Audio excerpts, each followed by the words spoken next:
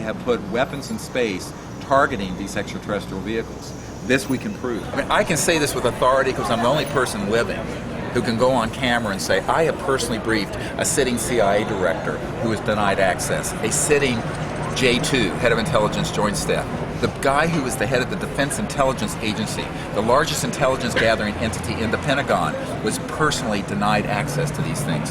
General Patrick Hughes. I was the guy who briefed him on all this. So when you put that together, what you realize is that this is run amok. This is secrecy run amok, which is Eisenhower's warning to us. I mean, he was right. The old man was right. Now the question is, why are we doing this? Because there's a group of folks who would like to precipitate an interplanetary crisis so that they could amass more power in the world and have the whole world fund this sort of militaristic approach. And in fact, Douglas MacArthur, it's in the congressional record, said in his last address to the nation when he was in the well of the Congress, and he said, World War III will be interplanetary.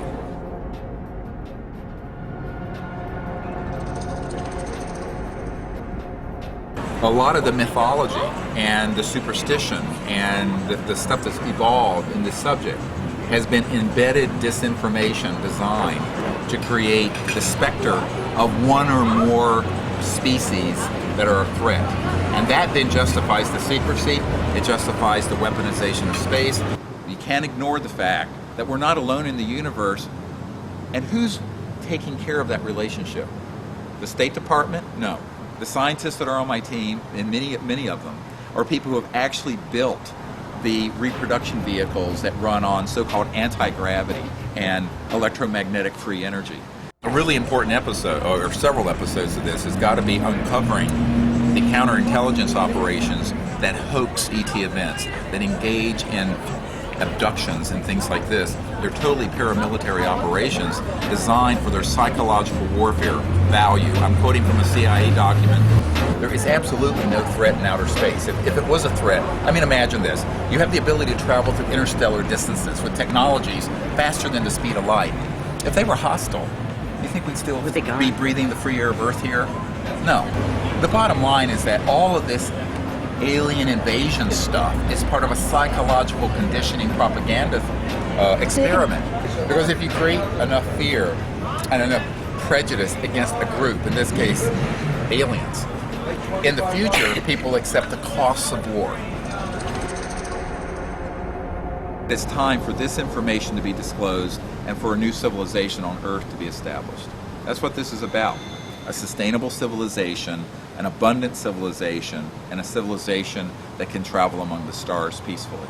It's happening now. Yeah, that's what we love about it. Right. And this is an unfolding adventure. If for some reason you weren't going to be here tomorrow and you wanted to leave a message to your children or to your grandchildren, what would that be? What is your life's lesson? Well, the message I would leave to my children and grandchildren is this, that no matter how difficult the near term is, the horizon that we see that's approaching very quickly is one of unspeakably wonderful beauty. A civilization on this planet that's going to be living in abundance and universal peace, and that will go in this state of enlightenment amongst the stars. That's the destiny of the human race, and it's something that we have wanted and known in our inner soul for millennia. And now the time for that has arrived. And not to despair in the dark days that we are in right now as we go through this bumpy transition from the old world to the new.